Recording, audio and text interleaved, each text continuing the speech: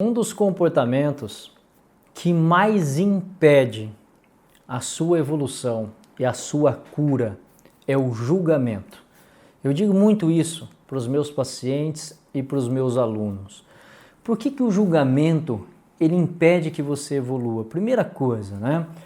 Nós, quando somos concebidos, quando somos gerados, né? O bebê, ele tem a capacidade de sentir, mas não de julgar, né? O julgamento, ele surge a partir do momento que nós começamos a nos desenvolver e constituir um compartimento, né, da nossa mente, que é a nossa capacidade de pensar e, consequentemente, a nossa capacidade de analisar.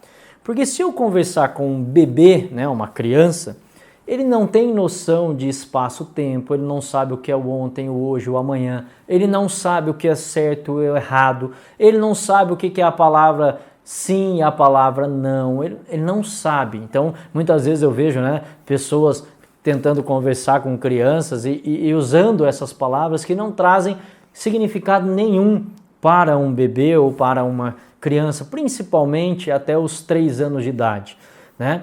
Então, depois disso, ele começa a se desenvolver. E aí eu digo que ele passa a ser o observador. E como observador, surge, né, a capacidade de analisar e com ela a capacidade de julgar. Começa a se construir as crenças. Então, o que é certo, o que é errado, o que é bom, o que é ruim, o que é o melhor. E a partir disso surge o julgamento diante, né, das atitudes, o julgamento em relação às pessoas, o julgamento em relação a si próprio, e assim você vai construindo a percepção que você tem de mundo. E eu digo que é a forma com que você passa a construir a sua realidade. E quando eu digo a sua realidade, eu não digo a realidade, porque a realidade ela não existe. O que é real para você não necessariamente é real para mim.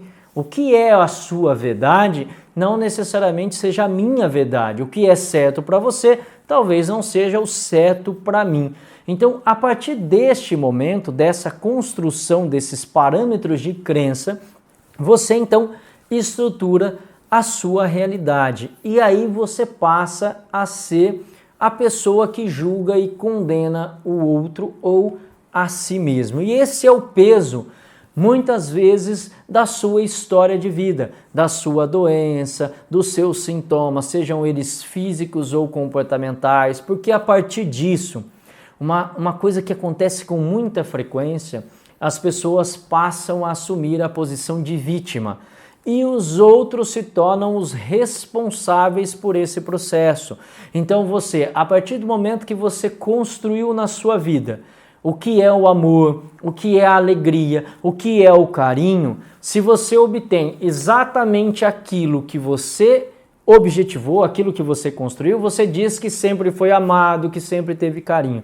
Porém, se o outro te dá o que ele pode, mas não é o que você construiu como realidade, você pode dizer que nunca foi amado ou nunca teve carinho. E é por isso que muitas pessoas, eu recebo no consultório adultos dizendo que o pai e a mãe nunca amaram, que o pai e a mãe nunca deu carinho, que o pai não era afetuoso, que o pai isso e a mãe... E assim ela vai construindo a vida dela, falando dos irmãos, falando do vizinho, falando do marido, falando da esposa.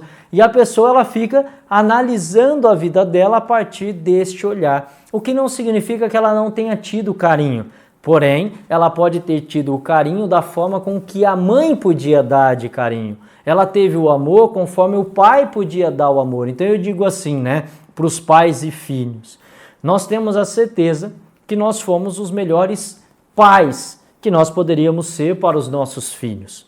Porém, também temos que ter a certeza que nós não somos e não fomos o melhor que eles gostariam. Então, nós somos os melhores que podemos, mas do lado de lá, temos que ter a certeza que talvez não tenhamos sido o melhor para eles. Por que isso? Porque do outro lado existe o olhar do observador, é o olhar da pessoa. Então, imagine o seguinte, você precisava trabalhar para poder, né, ganhar o seu dinheiro, para poder dar o alimento para o filho ou para pagar uma viagem. Enfim, na sua cabeça o que você estava fazendo era o melhor, porém ele se sentia abandonado.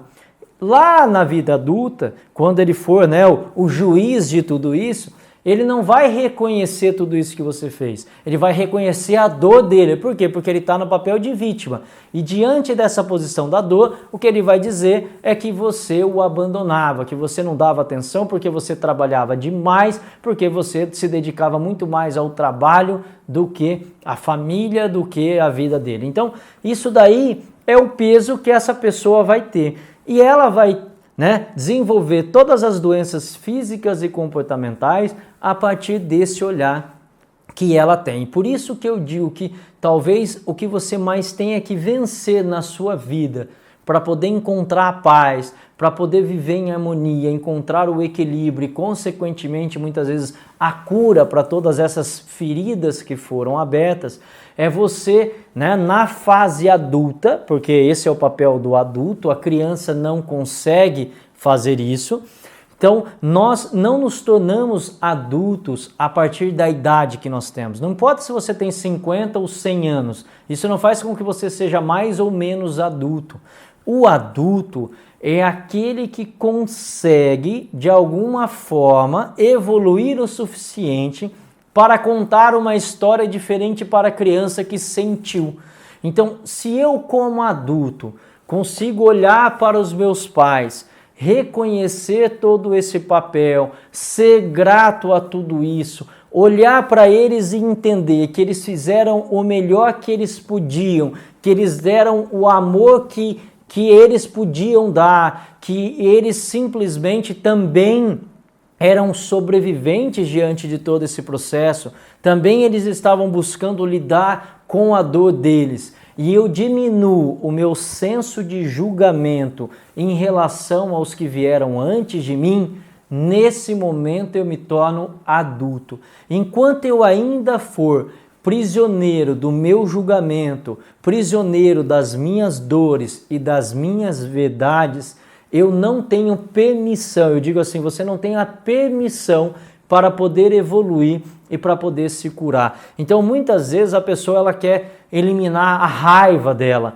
ela quer sentir que ela pertence à família, mas ela sente que não pertence. E por que tudo isso? Eu digo assim, a raiva, a solidão, o medo, a tristeza, tudo isso é secundário a esse olhar que você teve diante de toda essa situação. Então, se nós vivêssemos uma vida onde a gente tivesse que lidar, eu digo assim, realmente com o real. Alan, o que é o real? O real é você estar com medo porque existe um assaltante que está com a arma na sua cabeça e ele pode sim, né, apertar o gatilho e te matar. Então ali você está diante de algo real, né? Você teve que vivenciar uma separação, uma perda. Então todas essas coisas elas estariam mais próximas de um evento real.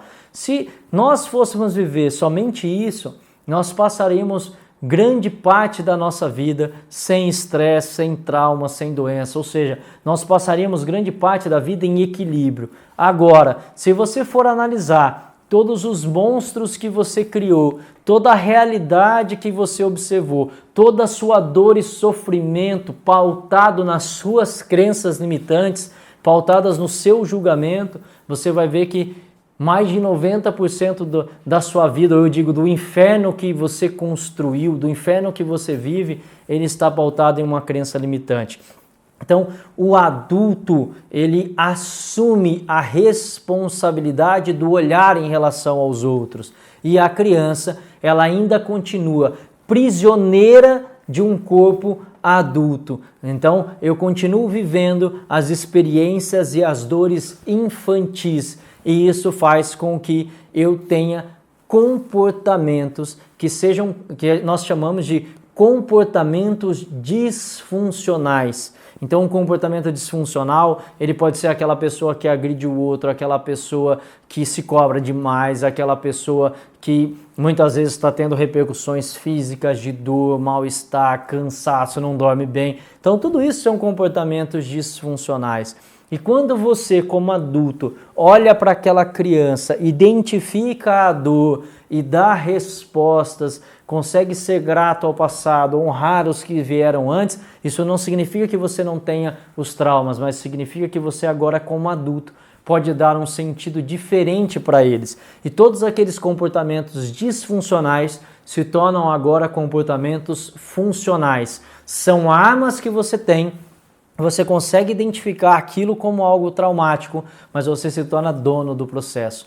Então fique muito atento, porque um dos maiores obstáculos que você tem que vencer na sua vida, para se sentir livre, para ter o equilíbrio, para ter permissão de se curar das suas feridas, é diminuir o seu julgamento e aumentar a sua capacidade de reconhecer a si próprio e aos outros. E dessa forma, você consegue ter o que nós chamamos de inteligência emocional. Então, se você gostou desse vídeo, compartilhe com as pessoas, se inscreva no nosso canal, curte aí para que você possa ter acesso a mais conhecimento.